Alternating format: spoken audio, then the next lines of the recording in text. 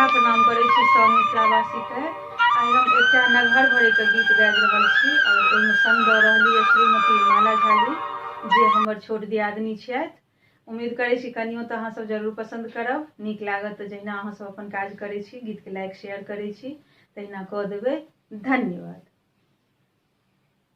भर दिया जमुना में पानी मोहन यो, भर दिया जमुना में पानी, भर दिया जमुना में पानी मोहन यो, भर दिया जमुना में पानी।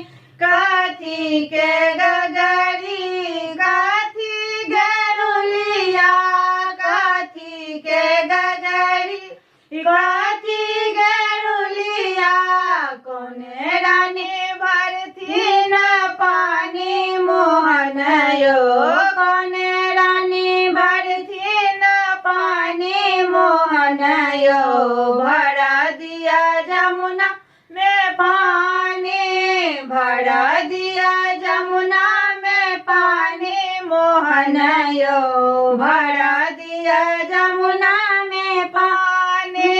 सोना के गगरी रेशम गरुलिया, सोना के गगरी रेशम गरुलिया, राधा रानी भरती न पानी मोहन यो, राधा रानी भरती न पानी मोहन यो, भरा दिया जमुना में पानी, भरा दिया जमुना में पानी मोहन यो, भरा दिया जमुना में पानी।